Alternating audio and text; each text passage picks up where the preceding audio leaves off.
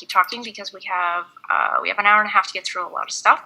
So I want to make sure that we make the most of this. So I have Libby on chat, and she as well will message me any questions. So I'll keep checking in every 10 minutes or so, just to make sure that everybody's on the same page as much as we can be in this very big world. So a few little intros. My name's Jess. I'm an SEO consultant. That's my job. I just help out, not just, I'm working on that. I help out businesses with their search engine efforts and organic search engine efforts.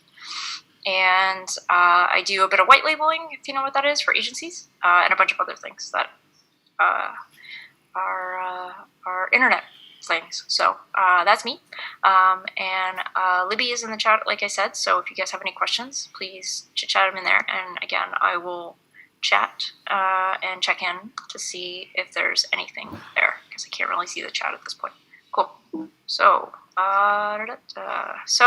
here's something that I saw a bunch of people asking off the top is the reference guides. So the PDF download is available at camptech.ca/SEO fundamentals. So if you go to that website right now, you'll be able to download a PDF of all the things that we're going through so that you'll have them in the future. Very helpful for you. I'll give you guys a second to write that one down because that's a big one.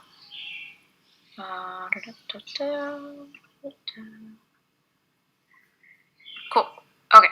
So just to keep moving on. Also, probably Libby, you'll put that URL in the chat too so that everybody will have it. Cool.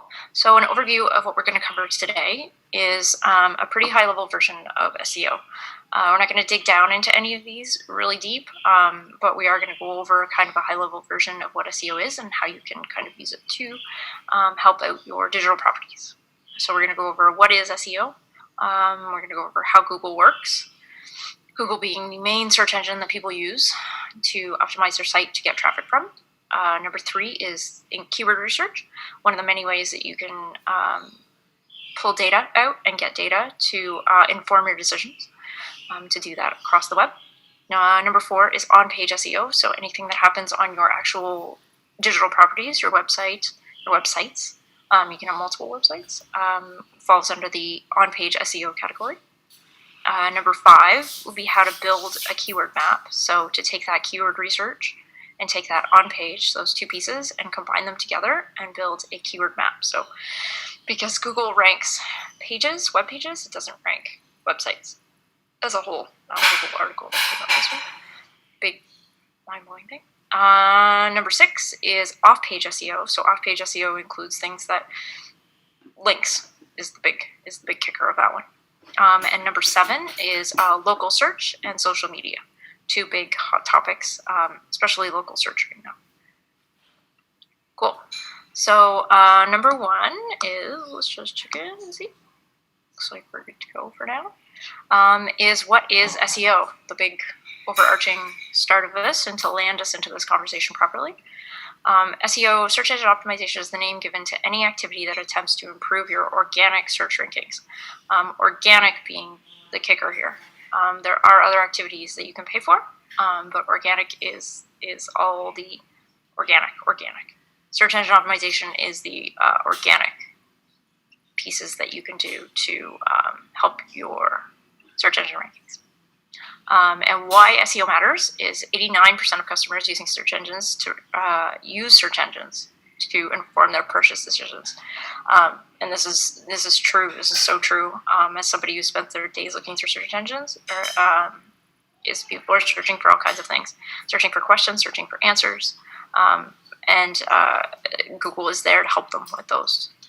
SEO also matters because it's a long-term, stable way of growing your business. SEO is not like a one-time, turn it on and you're just going to win. Most of the time.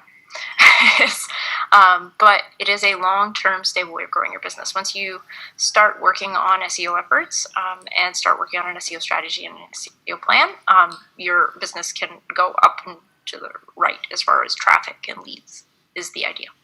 And also SEO is cost effective because unlike other paid efforts, I see the cost per acquisition is a lot lower in SEO. And to show you an example of a typical results page from Google, this is a typical results page that we see these days. This is extremely typical. I saw one of these today, actually. This is great. Is right at the top here is a Google ad. This is paid, so this is why I said organic is different. Organic is the keyword here, is that Google ad at the top is somebody paid to put that piece of content there. So SEO doesn't fall under that category. And Google's actually made it more and more difficult to discern the difference between paid and organic these days. All they do is put this little green ad thing there. Very confusing. Thanks a lot, Google. They play around with it constantly, so it's just a lot to keep up on, and you kind of got to have your wits about you when you're looking these days. Then below that, especially if you're doing something like Flower Delivery Ottawa, like the searches, odds are you'll get what's a Google Maps and a Google My Business results. So these are all the local businesses that you can go to for flower delivery in Ottawa. Very helpful, very useful, exactly what you're looking for. And it includes Google My Business results, which we'll talk about later as part of the local section. And then below all this stuff is the organic section. This has been further on, and we could talk for an hour and a half about that, but we're not going to. This is where the organic search results fall into. So if somebody has optimized their site well enough and has checked off all of the things that we're going to go through tonight on a level better than everybody else, then BlueMex shows up here. Then BlueMex wins for the #1 spot. This is a typical results page. There's a lot of other stuff that goes into this. You've probably seen a ton of other things. There's like featured snippets, and then if you do something like Flower Delivery Ottawa, sometimes you'll have like a box on the side that has one specific business too. That also falls under a Google My Business result. The search engine results page, otherwise known as the SERPs, look very different for every single result these days. But this is very typical of what you'll see as a general result. Right. And now we're on to how Google works. I'm just going to take a second and see if anybody's asking anything. Cool. Nothing here so far, so that's good news. I can't see that. So, chat. Oh, I can see the chat. There we go. So how Google works. So some information about how Google works, just on a high level, because this is super helpful, is a user performs a search query, and Google analyzes that query and serves a result. It sounds really simple, but the amount of computing that Google has to do to bring that result is pretty phenomenal. And it happens in milliseconds at this point, because Google is very impatient. Everyone who works at Google, the people who run Google, are all very impatient, and they want to see the results happen very quickly. So it pretty much happens in an instant, it looks like, to the user, but it's like milliseconds is really it. And then to the other side, how pages get into Google is Google crawls and indexes its content. Those are terms that are just used throughout the web. Is crawling, it means that a program is going through your website and reading it and analyzing the content. It's otherwise known as a spider too. So if you think of like a spider going through a web, then a spider does the same thing as a crawler. They're search engine spiders is the term for it. And then indexing is once that program has gone through your website and done all the analyzing of everything, it takes a copy of it and puts it into its index, which is what Google does. So then once you search for a query and find the result, that it would find your website. The other thing that goes into this is search algorithm. That's the third layer of all of this. There's a lot of search algorithms that have gone into Google specifically. They used to be given fancy names like Panda and Penguin, and there was one called Florida even. They had funny names. Now they're just given months or the time of year that they're released, which is really boring, but it was fun when they were given fancy names. But they're all algorithms. So there was a Panda algorithm update that was applied to Google, and that's what you'll hear. So if you ever hear somebody in SEO say the word panda or penguin, they're not talking about an animal. They're talking about an update, which is pretty funny. So what goes into an algorithm? Fantastic question, everyone. For websites, Google considers a ton of things, and I saw something that it used to be over 200 signals that I was taking into your website. I think that number is substantially much more these days because of the complexity that goes into websites. But from what we know, these are the core of what Google considers to put in their algorithm. So they take into account how much traffic a website gets, which they can take from multiple sources, but odds are you have Google Analytics installed on your website, so they can pull that pretty easy. How much time people spend on the site, which again, Google Analytics analyzes pretty easily, and you're clicking on a result, and if you go back to Google, they'll be able to know that pretty quickly. How many pages people visit per their session on a website, again, Google Analytics is pretty big on that. Backlinks, which they're able to analyze with their crawling tools. So backlinks is anybody who links to your website. So if the Chamber of Commerce of your area links to your website, then that's considered a backlink, and it's given a value, and it's given a quality score and an equity level. Some people like to call them link juice. I find that term pretty annoying personally, but I like the term link equity these days. It sounds pretty nice. Google also takes into account the content length. You see a lot of people talking about, oh, how many words do I have to have on a page? I don't think it's necessarily a finite number. Each result kind of has its own number because of the competition that's within there. The competition ranges, and you have to take a look at what your competition is writing in there and how long they're writing and how much they're writing, and understand where that cutoff is for your specific niche and result that you're looking for. They also take into account whether your site is secure. So if the start of your URL starts with HTTPS, which odds are it does these days, and hopefully it should, Google takes that into account. Also, Google Chrome shows a flag if your website does not result with HTTPS at this point. So that's another way that Google gathers traffic is with Chrome. We're all using Chrome, so they all are able to gather data that way too. Google will also take into account whether a site is mobile friendly. Google is actually crawling the web via mobile first these days. They actually flip their algorithm on their head, and they're crawling mobile first. So they're crawling everything with a phone these days before they're crawling everything with a desktop, which is why it's so important to have your site as mobile friendly. Keyword relevancy is a big thing that people like to talk about. Keyword relevancy is how often you have the page in your titles, how often you have your keyword in your headings, how often you have your keyword in the body, how often you have your keyword in the site description or the meta description, however you wish to call it. These are all just technical terms that we're going to hit when we hit the on-page section. But there's it all kind of rolls up to relevancy metric. It used to be at the really earlier version of Google's algorithm, it used to actually just add all those things up, but I don't think that really counts anymore because it's so much more complex now.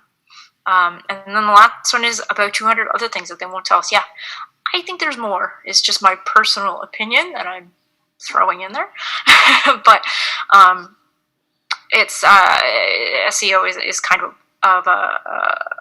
is a little bit of a black box. So we share what we know, but at the end of the day, they won't tell us everything because that's kind of their secret sauce, right? Like we know that KFC has 11 herbs and spices in it, but we don't know which ones.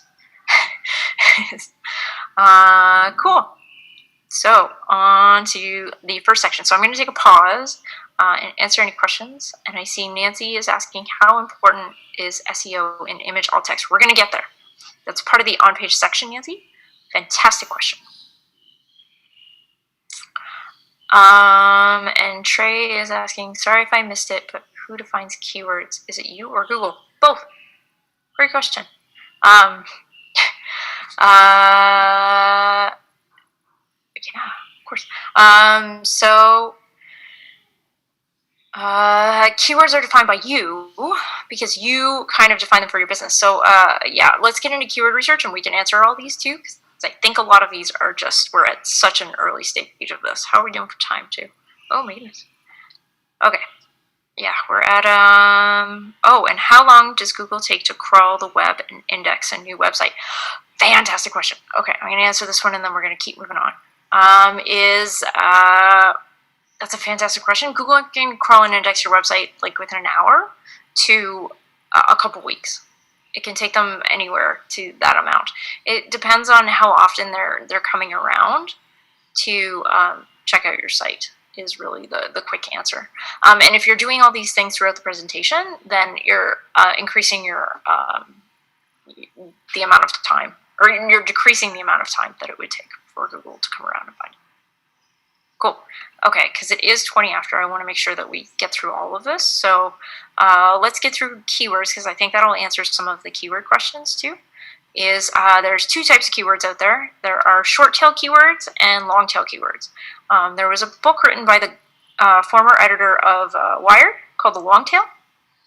That one would be a write down for folks if you're looking to read more about what the difference is. A short tail, but the TLDR, too long didn't read version, is short tail is something that has a few words, like SEO classes, and is kind of higher up in the decision tree. Like somebody who's looking for SEO classes is probably in a consideration phase, I would say, as opposed to like a purchase phase. They're just kind of looking for SEO classes, as opposed to a long tail search, which is SEO classes downtown Toronto, which if you're looking for that, you're looking for Camp Tech. You're looking for this. You're looking for this lovely workshop that we're doing today. So yeah, the difference being that they're just intense, and there's competition differences. The name of the book is The Long Tail. If you Google that, you will find the book.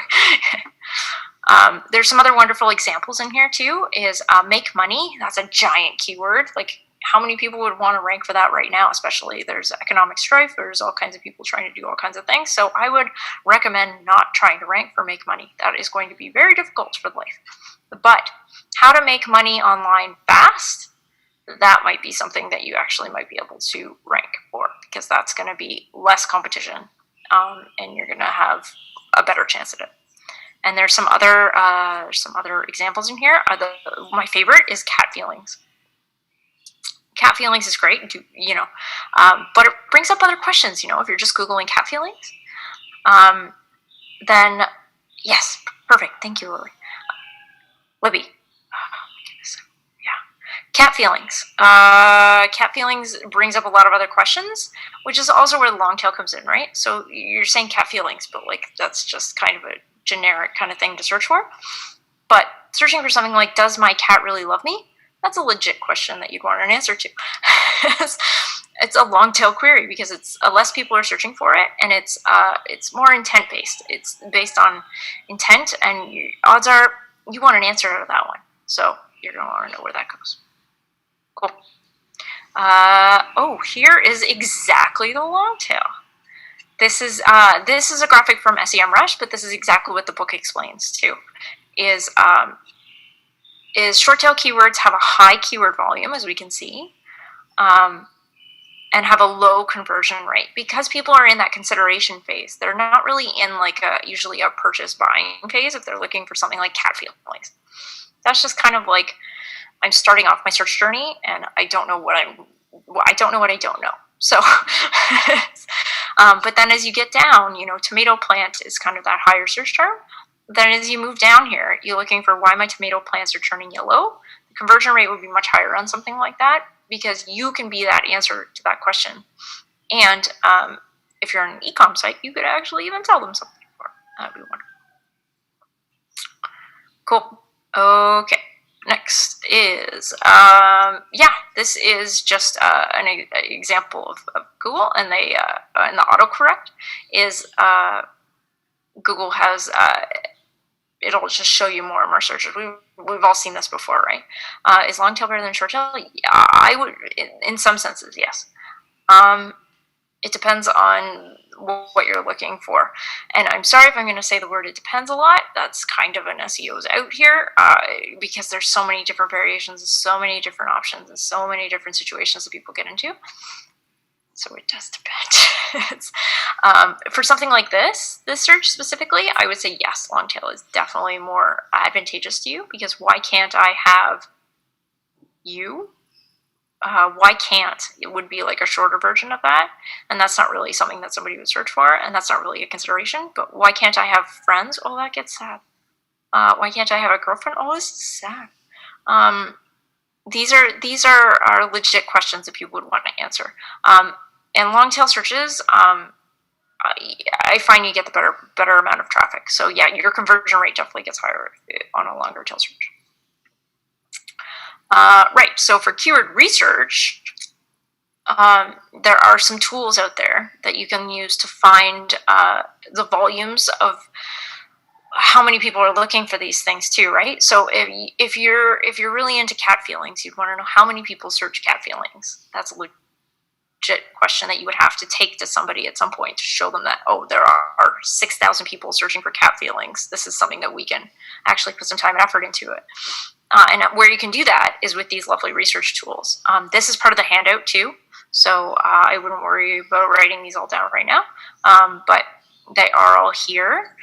Keyword Tool IO is wonderful. LSI Graph, these are all wonderful. Uber Suggest is a big one in the community. It's owned by Neil Patel, who's a quite affluent SEO. I think he's more of a marketer these days. Yeah. But Uber Suggest gives you, you put in what you want your keyword to be. So you put in cat feelings, and it would return how many people are searching for that keyword a month. And you would be able to get some actual data on it, so that you would be able to make decisions based off of that data, which is what we do as SEOs all day. And the last one is Keyword Planner. This one, ads.google.com. This is the keyword planner directly from Google. This is Keyword Planner is paid for. Keyword Planner isn't paid for, but Keyword Planner is part of AdWords, so it is part of a paid suite.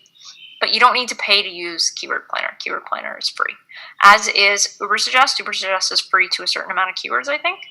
And the rest of these are free to a certain amount of keywords.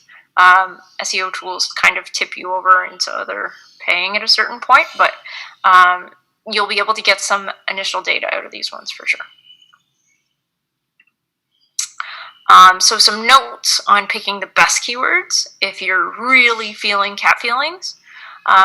Let's continue to use that example because I'm enjoying that one today. Considerations for if I was running a cat blog and I feel very lovely about cats, and I'm selling people on cat t-shirts too, I would take into consideration if there is traffic for the keyword cat feelings. I would have to see if anybody is actually looking for cat feelings. Is it attainable? So does it have a very high difficulty to it when I look it up in Uber Suggest, or if I look it up in Keyword Planner or LSI Keywords? Does it have a high difficulty rate to it? If it's very competitive, then I would have to take into account that my blog is new and it only has like 10 or 15 pages to it, versus somebody who's new. So I would have to take that into account. Is it relevant to what I'm offering? So I'm a cat blog that's selling cat merchandise. Does cat feelings really going to bring people in to buy my cat merchandise? I could write some content about it. I could write some content about cat feelings. I could write some content about, that kind of things, but is it going to convert? And do you have the content for that keyword? So that's the same kind of thing. Do I have enough content? Do I have enough blog posts? Do I have enough landing pages that are going to talk about cat feelings to make that a valid keyword to me? These questions are kind of different for everybody, and they're going to lead you down different roads, but they're super valid, and I ask these all the time on all the projects that I'm on, still to this day. Cool. On-page SEO. So I'm going to take 1 second.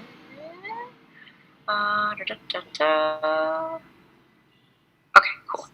I'm just going to check in the chat. Is there a cost for these engines? Engines being the search engines? Flat out, if anybody says that you have to pay them to have your website indexed in Google, tell them to go outside in the -10 degree weather and just stay there, because that's not, you should not have to pay anybody to have your site indexed. You can do that all yourself, unless you don't want to. Then I'm happy to have those conversations with you. Just making that clear. Right. Cool. Okay, how are we doing on time too? 7:30. Okay, we're through on page SEO. Wonderful. Okay. Right.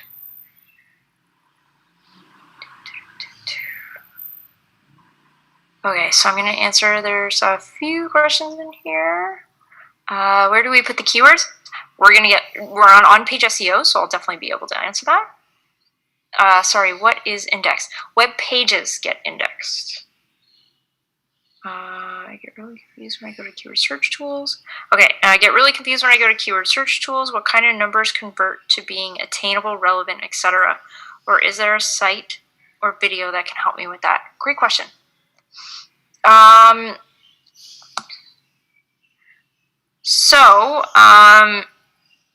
Yeah, it's kind of a trying and seeing kind of thing. But there are, if you actually Google it, there are like the metrics that are in something like an Uber suggests, or Google the terms that are in there, then you'll actually be able to find some relevant information about how they understand their how they calculate their metrics. Yeah. Cool. This question has plagued me for ages. In regards for long tail keywords, do the words in the long tail have to be in order to count? Like, does my cat really love me? Can you add cat and love to your keywords? Oh, fantastic question. So this person is asking, if does my cat really love me, does that need to be in a certain order? Yes. Well, for that specific term, right? Like, if you replace cat with dog, that's going to be a completely different search term. Can you add cat and love to your keywords and rank for that? You could add cat and love to your keywords, but odds are having the complete string in there a couple times is better. You could try it with cat and love, but if you're not ranking for it, then something's amiss. So you should probably have the string in there at least a few times. Cool. Okay. Oh yeah. John. Yeah. Cool. Okay, cool. How can you add keywords to your website if they are trademarked? I'm not sure what you mean about trademarked. But I'll circle back to that one because we're going to keep going. Cool. Okay, Rachel, that's a great question. I'll circle back to that one though. Okay, so I think this is going to answer some of the questions about the on-page stuff.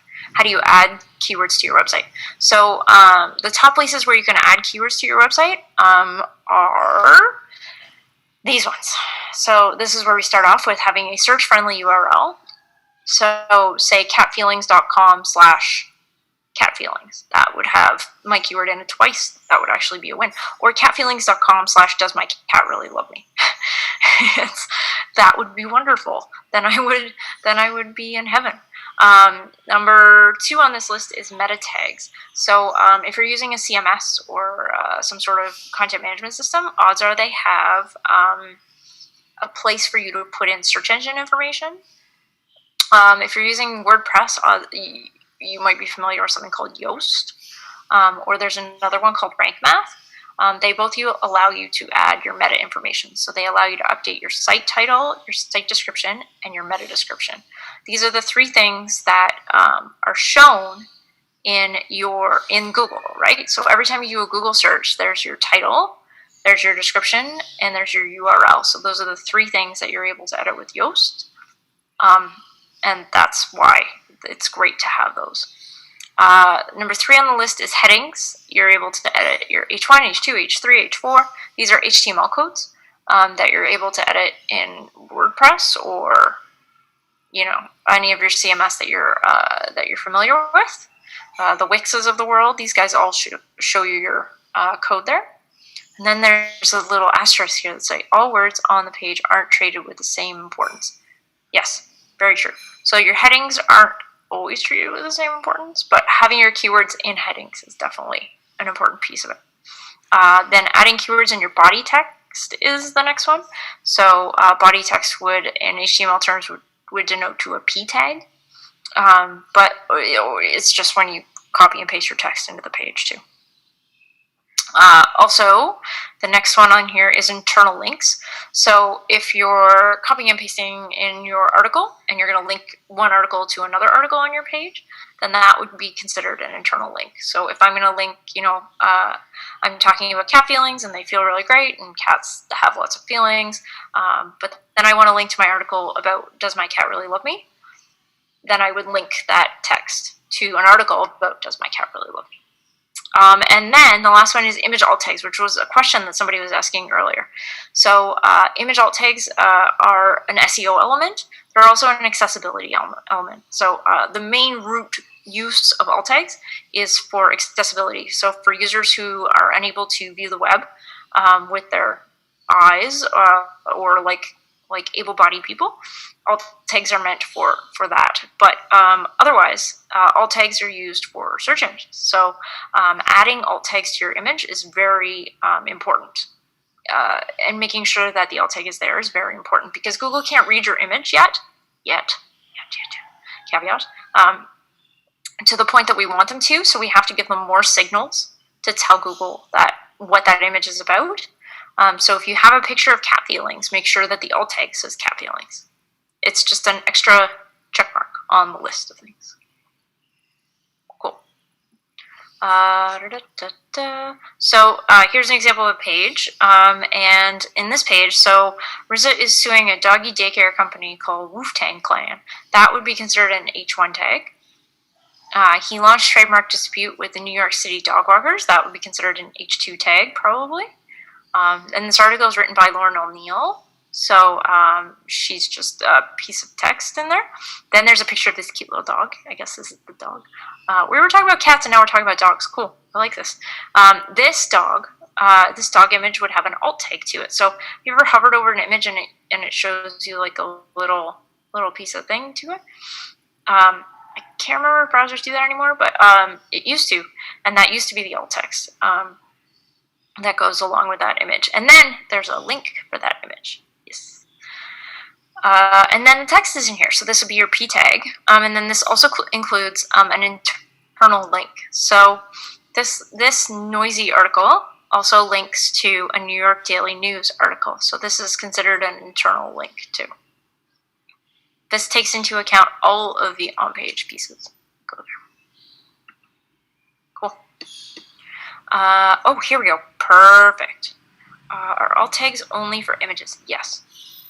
Yes, they are. Only for images. Great question. So, like I said, the important pieces, let's go back here for a second. These guys. So the meta tags, your site title, site description, and meta description are of utmost importance because they generate these things. Your site title in this example is Camp Tech. Your site description is hands-on digital marketing training, so on and so forth. And your site URL is camptech.ca. These are the three things that any user would see as the first impression that they get to click on your ad. Not even your ad, to click on your website. So if you kind of start to think of your website like an ad, it actually helps a little bit, I find, because this is because although some of these things don't attribute directly to ranking, they directly attribute to click-through. Though they matter as to whether people click on your result. So these are of utmost importance to have in here, in my opinion. Cool. Those are the alt tags. So I'm going to take 2 seconds and answer some questions because I saw some in here. Is there a limit to the amount of keywords? Is there a limit to the amount of keywords to put in meta tags? Yes. I believe we just had that on here. Yes. So your site title is 55 to 60 characters. Great question. And then your site description is 155 to 160 characters. These kind of vary on desktop to mobile. So these are kind of just places to live within. And I wouldn't fret too much if you're like at 61 or 54, just make sure that you're writing cohesively and succinctly is this one. Great question. It's fantastic. I'm a fine art photographer. Most of my site involves images versus text. All my images have titles, but they don't necessarily say cat image here sitting on a chair. Should I be looking more alt tags? Yes, I would definitely ensure that you have alt tags in there. How do you add alt tags in Wix? I'm not sure specifically off the top of my head, but you can Google that. If you Google that exact phrase, you will find exactly how to add alt tags in Wix. Okay. Are alt tags the names of files, how they're added? Yeah. Okay, cool. Okay, two more I can see. On a platform like Shopify, is it fairly easy to find out how to enter in meta tags? How will we know how to enter the headings versus... Oh, Shopify. I do a lot of work on Shopify. So in each page on Shopify or each product in Shopify, if you scroll right to the bottom, that's where your metadata sits. They give it right to you right there in every single option. So you have that ability. It's fantastic. Cool. How are we doing for time too? Okay, we got to keep rolling. How to build a keyword map. Cool. Alt tags are part of the HTML. Yes. Okay, so what is a keyword map? A keyword map is the process of assigning mapping keywords to pages on websites based on your keyword research. So up till now, we've talked about on-page elements, and we've talked about how to do your keyword research. So now we're going to pull it all together. And I'm going to exit out of this for a second, I think, and show you this. Oh, am I still screen sharing? I am. Hey. Perfect. So this is an example of a keyword map demo. So you guys can all click on the link that's in here. Let me go back to it. Is right here. This is also in the download. So don't worry if you don't write it down this time. This is in the download that Libby has posted in here a couple times, and a couple more. So it's there. This is an example of a keyword map. So it includes the page. So here you would copy and paste in all your URLs of your website. Then number two, in here, you would copy and paste in all the keywords that you want that page to rank for, because Google ranks pages, not websites, as a whole. It ranks web pages. And then you would copy and paste in your search volume. So you would take what Uber Suggest or Google Keyword Planner or LSI Keywords or any of those tells you. And then you would put in also your competitors, if you have any competitors, and you would put in notes. So notes is important too, because if you look up these keywords in Google, if you actually Google them, you can make notes about what you see in the search engine ranking page, because every search is different, like we were talking about. You can make notes about whether there's lots of ads, whether there's maps, whether there's reviews, and this can inform your content. So if there's maps, odds are you would want to get like a local business. If there's reviews, you would want to get reviews on your product, and inform those, and so on and so forth. So you guys can all make a copy of this. I use this still to this day. I think it's a fantastic way of making those dots and connecting them all together. And again, Libby just pasted in the PDF that you can download there too, which has a link to this in it. Cool.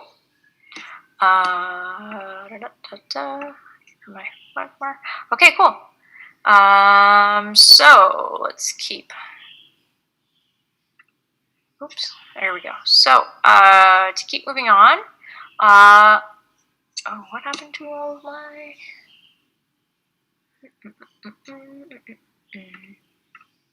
Okay, we'll take 2 seconds. And let's see. Tags, that's the one.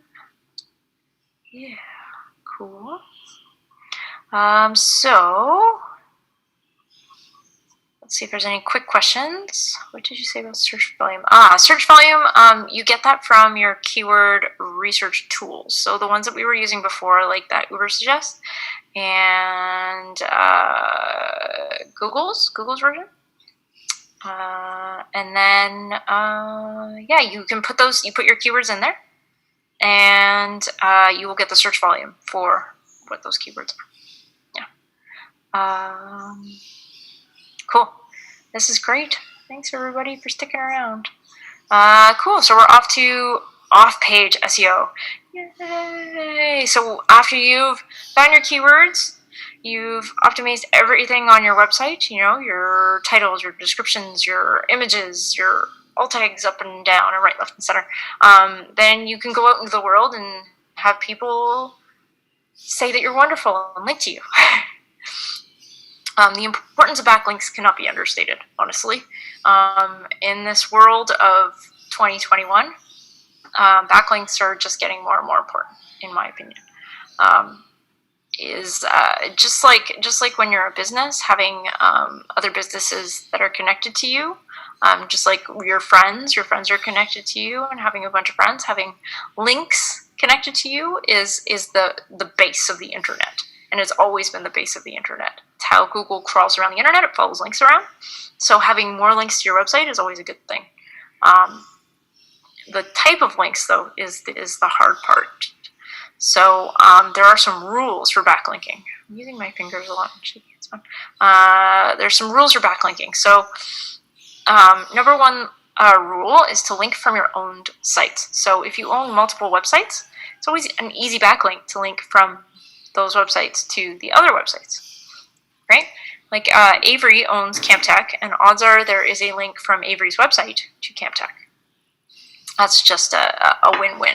Same with me. Like I have multiple websites, and I link them all together. It's just a great way of doing that. Number two is the biggest one, is quality over quantity where possible. Quality links will get you much further than just going out and getting like 50 random links pointed to your website. Because anybody can go and get 50 random links pointed to their website. That's like an easy win, and Google knows that. It's the quality ones that will get you further. So for somebody like Avery has a lot of PR that she goes through and has articles written. Those are like really great ways to get links to your website, because odds are when they're talking about her, she can have a link pointed to her website. Number three is the largest undervalued one, is asking for the link. Odds are people just won't do it if you don't ask for it. So if you have like a local chamber of commerce, ask them. Odds are they have some sort of rule or some sort of flow for these kinds of things. So it's always great to just ask people for a link. If you have other people who are in the same vertical as you as well, I think this is super undervalued, is huge, is connecting with people in the same vertical as you and linking to them, whether that be within articles, whether that be in creative situations that you guys always get into. You know, here are our top 5 other places that people can go. Vertical meaning like if you're selling boats is vertical, as opposed to like cats. Cats is a different vertical than boats specifically. Yeah, topics. Topics is another way of saying it, definitely. For sure. Cool. How would you like? Oh, what did I miss? Okay, cool.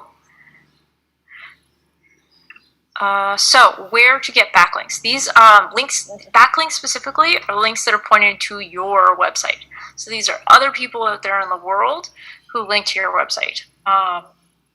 This could be like Forbes linking to your website. They link to a lot of websites, right? This could be, like I said, your Chamber of Commerce. They have business directories of people linking to your websites. So where do you get all these backlinks? You can get backlinks from your own sites, like we said, from your own properties, and from social media profiles. Whenever you sign up for a social media profile, always make sure you have your website in there. Easy win, just super easy win. Twitter is is such an easy win. Like a lot of people swear, you can put your website in there, right? Professional associations, directories, and guilds is another spot. Those are great. That's a great spot. Like I said, Chamber of Commerce is the one I keep using because those are fantastic. I love Chamber of Commerce. I'm still a big fan of my town's Chamber of Commerce. Vendor listings is a great one. Fantastic ones if you're working, if you have, a flow for all of your stuff. If you have, say you have boats, the people who make the aluminum for your boats, that might come from somebody else, so they may be a vendor, so you could link them. Easy to do, right? Blogs and news articles featuring news. Good question. Do I need to ask them before I include their website on my website? Oh, if you're linking from your website, odds are not usually. People love links. I think unless they forbid it somewhere, I can't. I've never seen anybody turn down a link if you're just willing to link to them. Links have become this exchange that happens with usually a financial value attached to it because they are so powerful. So if you're willing to link to other people, it's fantastic. And you should be willing to link to other people. Don't hold on to all that equity that you're having. Google loves to see that you're linking out as much as you get links to you. So it's not just like a one or the other. I'm missing a few. Ooh, cool. So we're going to get through these and then I'll answer those questions. So blogs and news sites that feature you. So these are great if you can find other blogs that are within your niche. Like using the boats example, there's tons of boat blogs out there. So like Powerboat Television was a thing for a while, and I think they still have a blog. So if you can get them to link to you, fantastic. Talk to them. Reach out to them. Have a conversation with them. This is all about connecting with other people in your industries. And if you're already in boats, odds are you probably know the people at Powerboat Television, so that's kind of an awesome win. Guest blogging is a great one, is offering to write something on Powerboat Television's website. That's a great one to have there. And then commenting on other blogs and sites is pretty low value, but it's still in here. It's a great one to have. Okay, I see there's some questions, so I want to make sure. Maybe off topic, but if you totally redesign your website, what do you need to make sure? I got only a bit of that one. And I think I saw it up here. Let me go through. 1 second, guys. What do I need to do? Oh, maybe off topic, but when you totally redesign your website, what do you need to do to make sure your ranking doesn't fall? How do you manage your SEO links, backlinks? Okay, fantastic question. I'm going to answer this one quickly because this is a big topic. Migrations. Migrations are huge. What you need to do if you're moving websites from one to the other is you have to make sure that your URLs map exactly. So you can use that document that we have up there and put all your URLs in of your current website, and then I would add another column with the URLs of your brand new website. So your previous ones and your new one. And I would make sure that they're mapped one-to-one. Because you have to make sure that every URL is pointed to every URL because they're all going to get indexed, and you have to make sure that everybody can still get to your website. That's the 5-second version. There's a really long explanation to that. So if you Google website migrations, SEO migrations, that's a huge piece of it. Does putting websites in stories have an effect?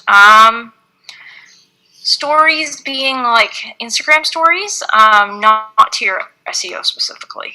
Or Twitter stories. Twitter has fleets, I think is what they're called. I'm not cool anymore.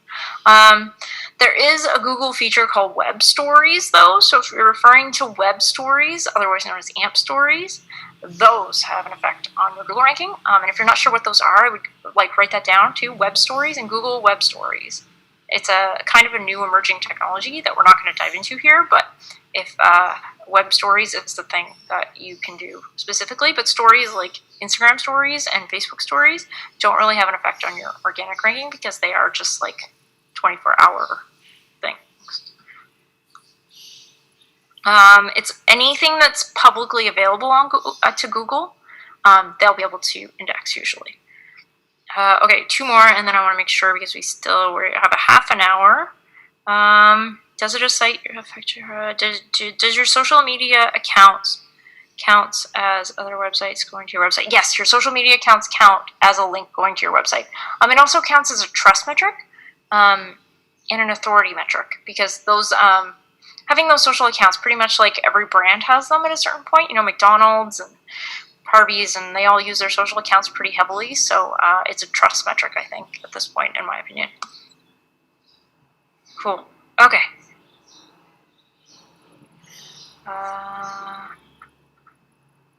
Okay. Book giveaway time. Yay! Okay, so I'm going to answer those questions while you guys do the book giveaway time. I see there's 2 more. Does SEO on YouTube work the same? SEO on YouTube is primarily based off of the title you're using and the description that you have in there. If you write both of those and you optimize those, then that's like 80% of the work, I think. But you have to do like a bunch of research, and it doesn't work the same way as Google specifically. And then, any thoughts on Linktree? Linktree is, I know a lot of people use Linktree and it's really easy. It's so much better for you if you can just make a page on your website and put the links in there, and then put that link instead of Linktree. Okay, I need to get to the exit full screen. Okay, let's get to the giveaway.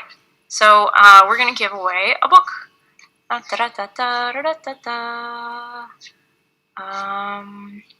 Righto, where's my little... so we're going to announce some free winners of some winners of the free copies of SEO on the Internet, Building a Small Business in Digital Marketing.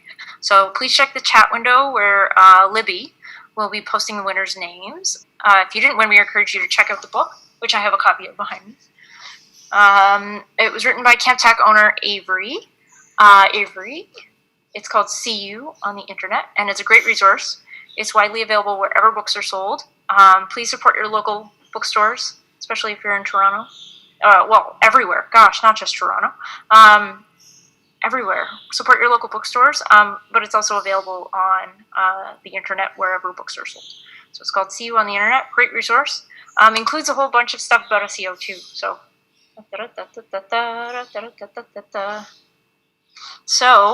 there's the congratulations. It seems we've had 3 winners in there. Congratulations to the winners.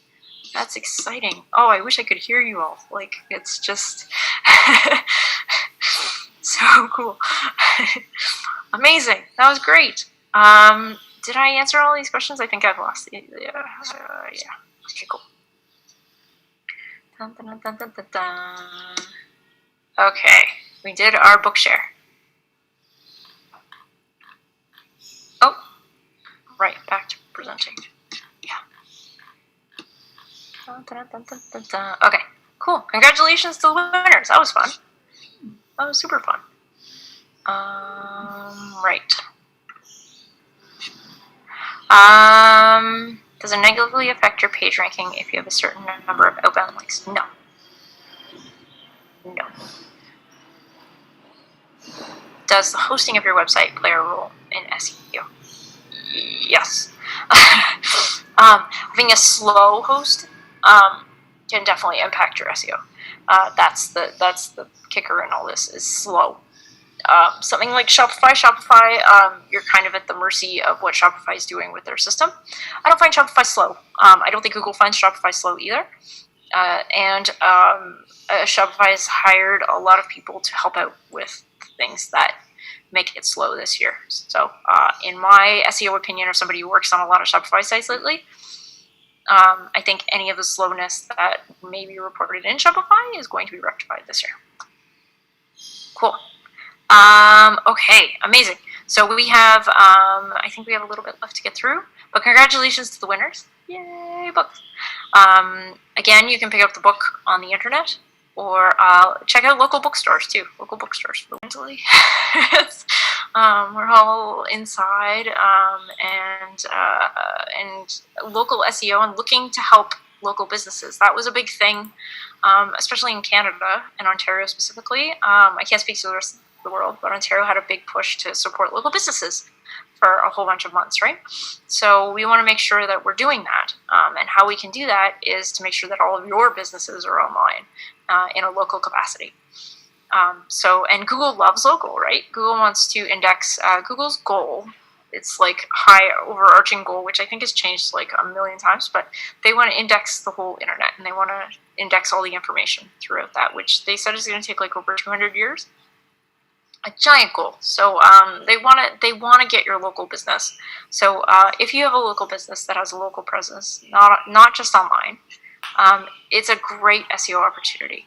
Google has a lot of tools out there for the local business people out there who have physical addresses. It's wonderful. Google likes to offer local businesses to people that are searching, like that search result that we took a look at way back up at the top of the deck. That had a big local box in the middle of it, and you've probably seen that more often in your own navigating of the internet, as well as on the mobile devices. There's a lot of that in there. Is the local stuff shows up quite often. Additionally, is if you're using Google Maps, you can search for businesses in there, and that shows you local too. Google loves local because you can optimize your business for local searches by having a listing on Google My Business, which we're going to get to. Google My Business is the central hub of Google. And then when it comes into it, the rest of local is specifically called citations. So something like Yelp is a site where you would have what's called your name, your address, and your phone number on it. That's considered a citation. So Google goes out there and finds those little snippets, and then it takes them back and puts them into your local ranking, I guess, so to say.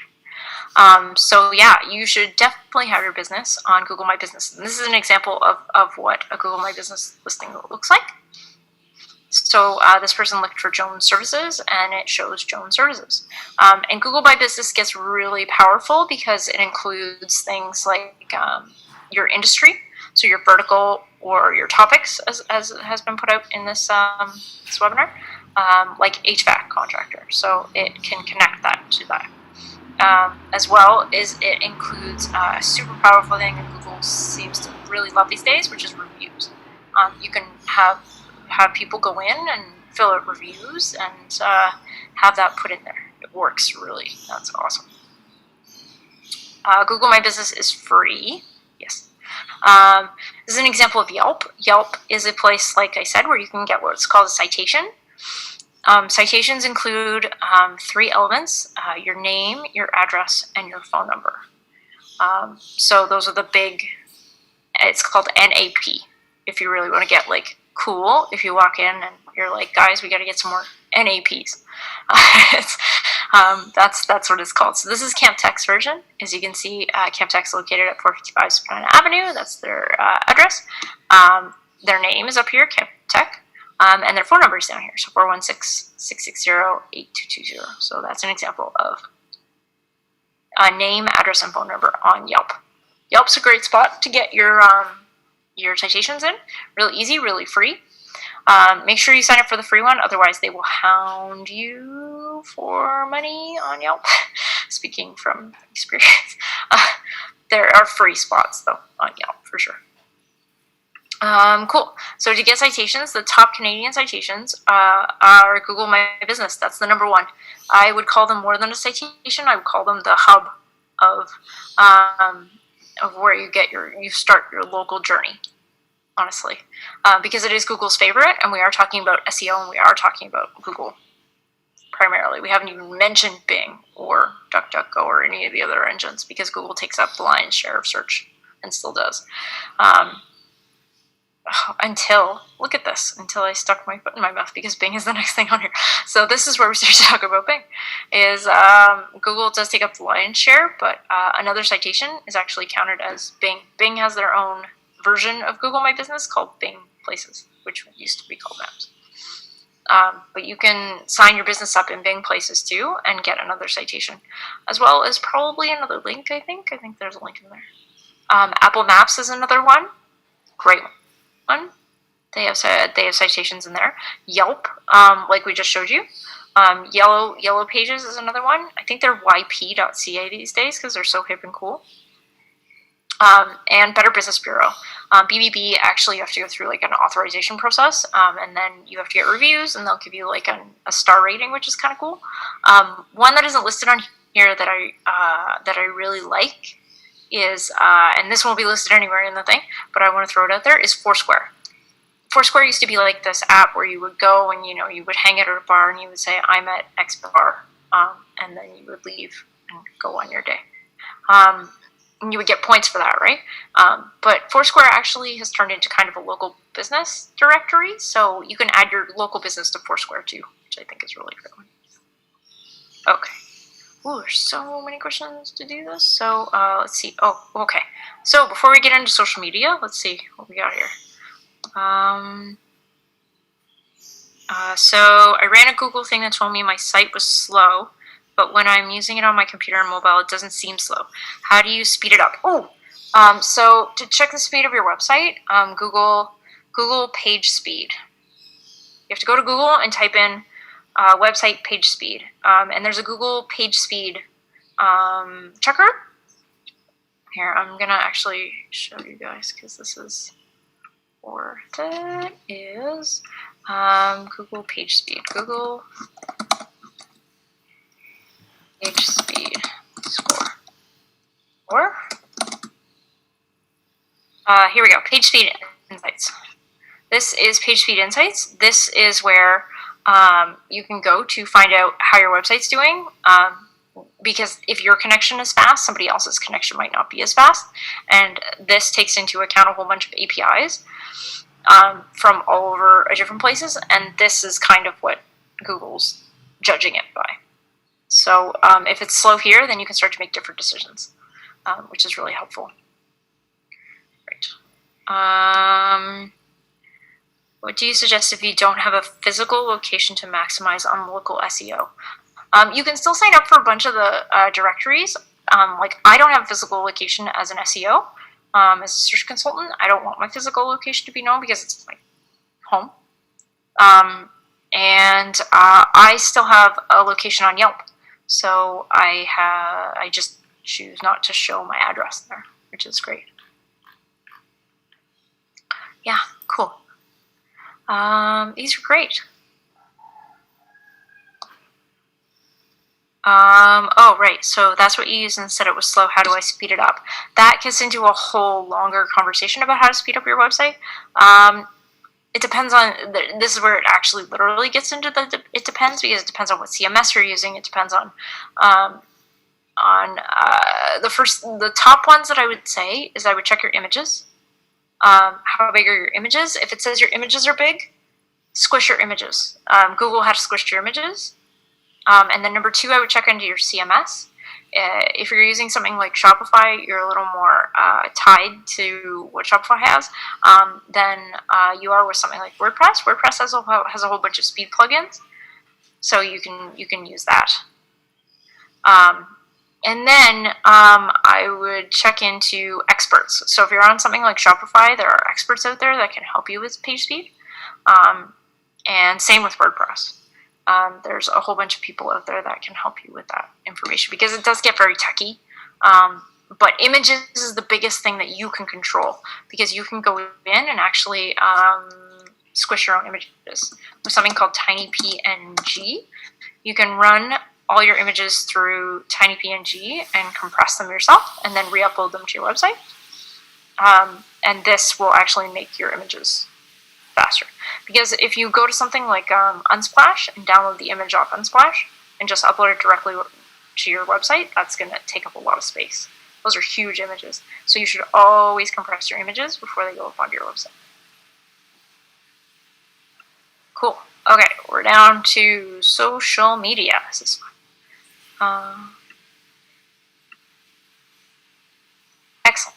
Okay, there's a lot of chat in here, and it sounds like you guys are having a good chat in there. That's great. I know I'm late, but how do you add keywords to your images? We talked about something called alt text, Natasha. Alt text is a field in HTML. Is an attribute actually within HTML that allows you to add text and keywords associated to your images. So we use the example of cat feelings. So if I have an image of cats feeling things, then I can put in the alt text of cat feelings. Cool. Okay, so we're into I think the last section. Social media, I believe, is the last section. This is a good one. is on top of, backlinks and all the things that we've talked about so far, on page and keywords and all those things, then there's the wonderful world of social media, which is moving at an extreme pace that I don't think anybody can keep up with right now. There are a couple of signals that Google really likes out of your social. Google really likes the amount of shares that you get through social media. So whether that's you sharing your blog posts and other people sharing your blog posts,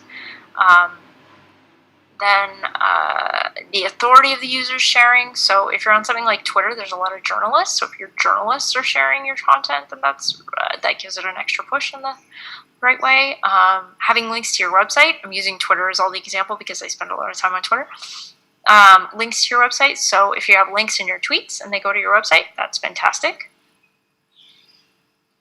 The keyword relevance. So if what the person is actually sharing on the social media has any of your keywords in it too, that's fantastic.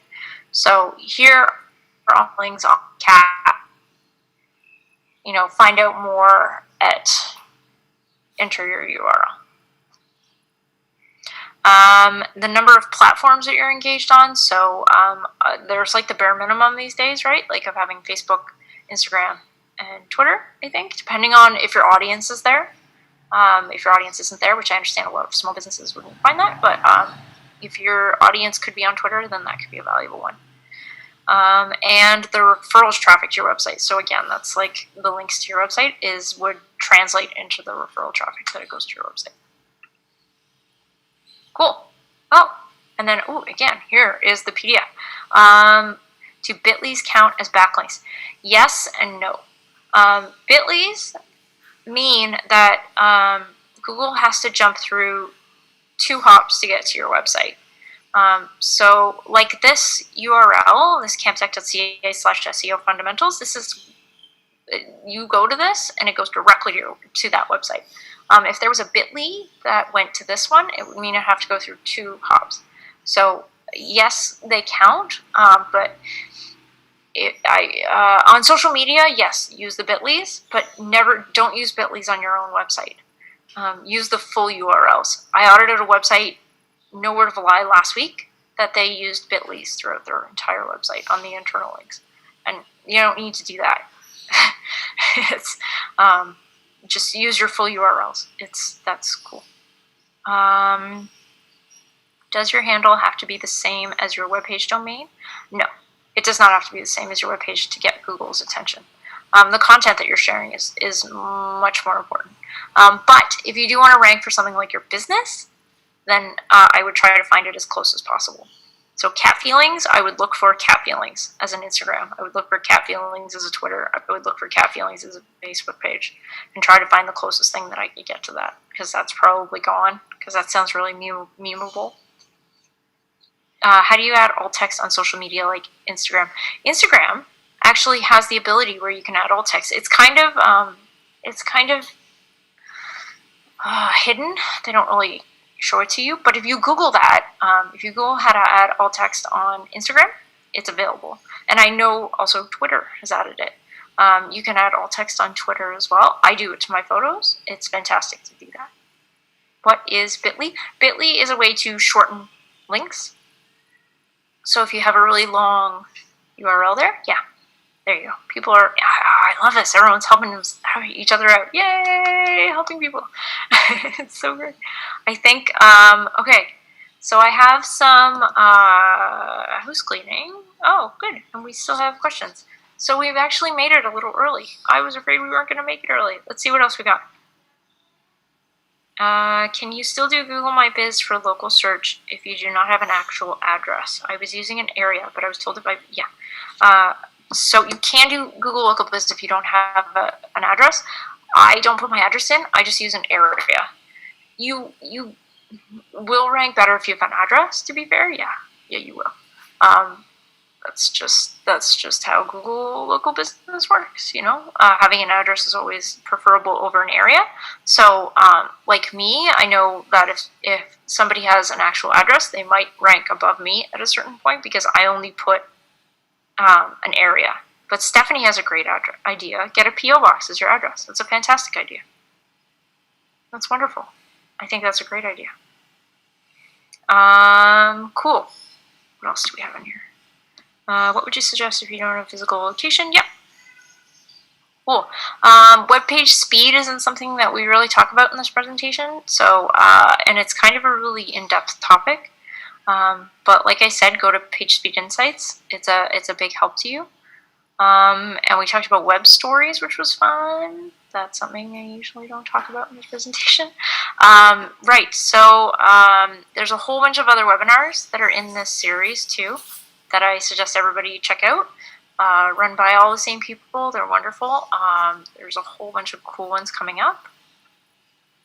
Let me see what we got here. I saw there was a list of them. I think there's one coming up like February. The next one I see on here is Wednesday, February 3rd. Is Facebook and Instagram advertising on a small budget? Oh, that's good. There you go. So now that we've talked about social media, you can totally get into there. And there's a ton of them on here, so make sure that you go to the obiaa.com/training, and there's a list of all of the upcoming workshops that are in here. Amazing. So you can add alt text to IG photos. Yeah, there you go. Thank you, everyone. This is fantastic. Answering each other's questions. Lifewave.com/AngieNG. I don't know what that. What about this? Is this backlink at the back is counted bit.ly? That's just a regular backlink, Angie. That's just a website, so it depends on where that is pointed to. I don't know. Okay, so sorry. But take it back to keywords. When you're considering keywords, how do you know if it's too competitive? Fantastic question.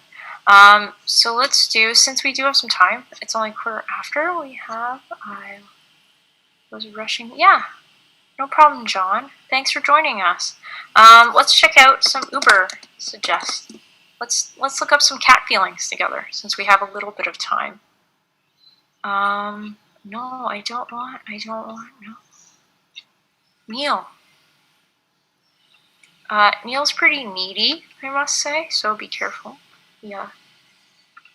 Gets so needy. So, cat feelings. So, and then it's going to ask you where you want to search. So, I don't want to search in the US. That is the first thing that I want to change here. Where's Canada? Yeah, there we go. English Canada. Search. See how needy he is? He has all these. You're 3 steps away from growing your SEO traffic again. Neil. Okay, so see, here we go. So how do you know if something's too difficult? So as Neil has told us about cat feelings, the SEO difficulty of cat feelings is 20, so it's pretty easy. He even puts a big easy section beside it. He puts that in there. So you would actually know that. The paid difficulty, so if you were going to put paids into this, it's very easy, F3. That's great. Search volume for cat feelings is only 20. So only 20 people would be searching for this a month. That's pretty low, but I would write a blog about this if I had a cat blog. I'm more of a dog person, but you know, if I felt like that, then I would be okay with that. And then, now he's giving us all of the other options, keywords. So Tom cat feelings chart. Now this gets into real keyword research we're doing. We get other options. So do we want to write a blog about cat feelings, or do we want to write about a blog about cat feelings chart? Or how to hurt a cat's feelings? Oh, that's hard. I don't want to hurt anybody's feelings right now. Yeah, you can view all the keywords in here, and then Neil gives you some examples. He shows you, well, not examples. He shows you exactly what is ranking for cat feelings here, so you can see. And then he pulls through all the social in here. A social network I didn't even talk about, which is kind of important sometimes, is Pinterest. Pinterest is a good one. Pinterest is very good if you have a visual product in any way. There was somebody who was doing photography in the chat earlier. Pinterest is a great place to put your images if you're okay with them being on Pinterest, is the thing. Understanding your feline's feelings with cat, 10 cat. Oh my goodness. This is getting into meme territory now, folks. But that's an example of how you would do a search. Yeah, see, so Uber Suggest allows you to do three free searches daily. So you can do that. What is your advice for setting up website hosting company? My advice is pretty lengthy on hosting. It depends on what you're trying to do with your website. If you're just running a small business and you're running a small business website, I would. Are you selling anything online? Is the first question. And if you're selling something online, then Shopify would probably be a good place to go because they have a great e-com experience. But if you're not selling something online, then any one of the builders out there are fine for what you're doing, because it's more about how comfortable you are. If you build a website, a big, giant, powerful WordPress website, and you're not going to update it, then that's going to be a problem, especially for SEO, because you need to update your website, and you need to be able to update your website. Unless you're willing to pay for somebody like me to come in and update your website constantly, then I try to urge people to find something that they're comfortable with, updating. So something like a Squarespace is always good. I'm a big fan of Webflow, but I used to be a web developer too, so it all makes sense to me. But Webflow's pretty nifty out there. Squarespace is always really great too for website hosting. The one thing I do caution you all to do, and this is just from internet knowledge, is if you're buying a domain, do not buy your domain with any of these companies. Like if you're buying a domain, do not buy your domain with Shopify. Do not buy your domain with Squarespace. Do not buy your domain with any of those guys. Buy it from a person, like a company that sells domains. So like a GoDaddy, sure. I like to use Hover. Hover's a great spot. Hover is Canadian. For Hover is literally all they do is domains. I buy domains through Hover. I just pay them yearly. I point them to where I need to go. But the biggest point is the domains are mine, and I never have to transfer them anywhere. And if I want to change hosting from Wix to Squarespace at some point, I don't need to move the domain from Wix to Squarespace. I just keep it at Hover always. It's abstracted from your hosting. Yeah. What about Wix? I like Wix. Wix actually has a whole new SEO team. They're actually really working on their SEO team this year. They've hired a new evangelist for SEO, and they're actually listening to the community a lot more. So I think there's a lot of greatness that will come out of Wix in the next couple of years. Yeah, I have a Wix site, but my domain is with GoDaddy. Perfect. Yeah, GoDaddy. That's what they do. GoDaddy does domain. Again, my domain from Google. Yeah. Google, I have domains with Google as well. I have domains with Hover and Google. And then I can just point them anywhere they need to go, right? So it makes sense. Thoughts on SiteGround? I have SiteGround. I have my personal website on SiteGround. It's fine to a certain point, It's just hosting, and I pay for that, yeah. WordPress is great. WordPress is kind of like the Swiss Army knife of the internet now. So, like, if people don't know what you really want to achieve with your website, they're just kind of like, build a WordPress website. If my domain is already with HostPapa, no, you don't move your domain if you don't have to.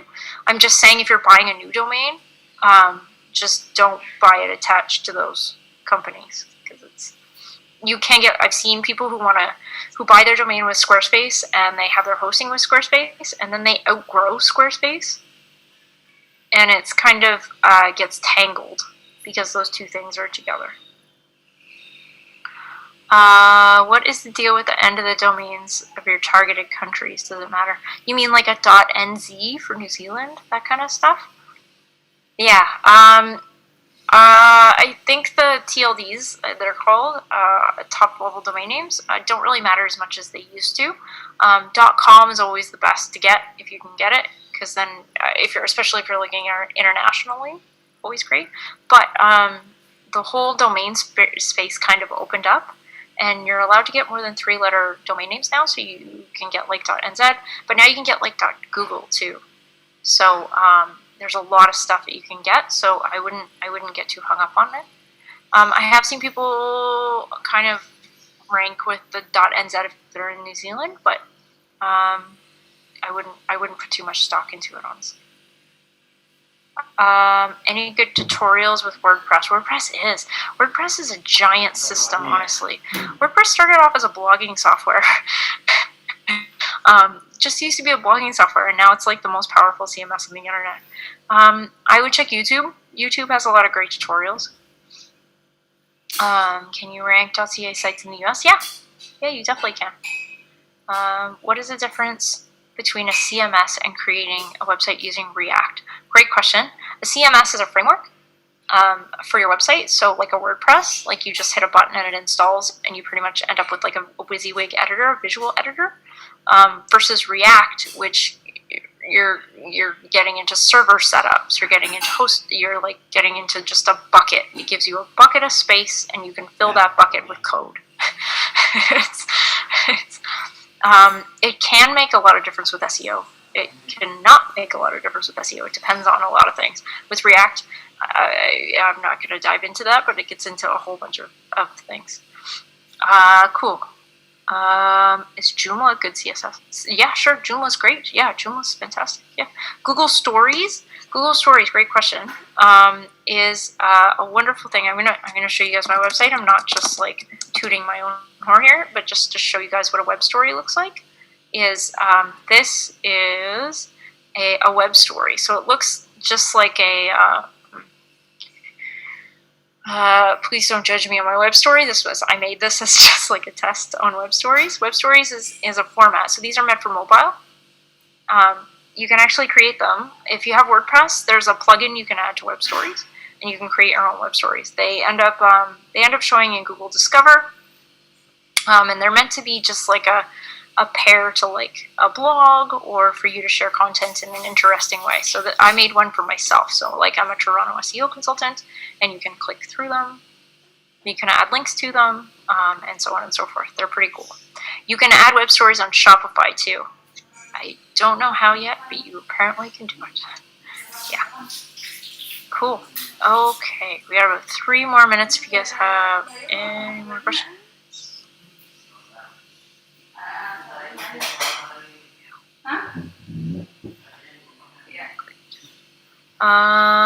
Cool. I think I got it. I've been working on a new site with WordPress and Thrive theme. Yeah. WordPress has added, WordPress has kind of, has grown up so much. It used to be you just added a theme to it, but now they have like Elementor and Thrive and all kinds of cool stuff that you can build. The internet is at a wonderful place, in my opinion, where it gives the power over to creators like all of yourselves, and business owners. So you don't really need to get into React if you don't need to. React is a fun thing if you want to learn code, but there's a lot of wonderful places that you can build off of without having to learn code. Oh, this is great. Yeah. I used to use Hover to get my domains. Yeah, great. Amazing. If I have a bunch of domains and point them to a web page, do each count as a backlink? Yes.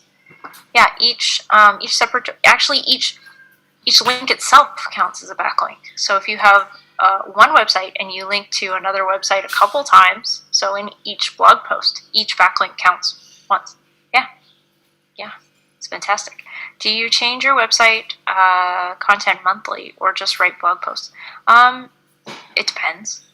I don't personally change my website content monthly, but I work with a bunch of people who do, and they write blog posts. I work with a fashion designer who writes blog posts constantly, and I worked with a farm recently who definitely write a lot of content. Talk about experts in their field. If you want to, like, these people know the most about seeds that I've ever talked to in my whole life. Okay, one more question, and then Yeah, we got 1 more minute left before we all have to say goodnight. So if I add a backlink to my blog from the homepage, it counts as a backlink to Google. Yes. Yes. Yeah, definitely. Yeah. How often do crawlers rank a site? Ooh, that's a big question. Crawlers don't specifically rank a site. That happens more at the indexing stage. But crawlers, their whole job is just to go out and find things. They're kind of like the bees of the internet. They just go out and find honey and come back. The ranker is like the queen bee. Sites get ranked every second of every day, though. So it constantly happens. If 8:30, okay, I'm going to tell you guys one more thing and then we can go, is if you all haven't signed up for it, is sign up for Search Console.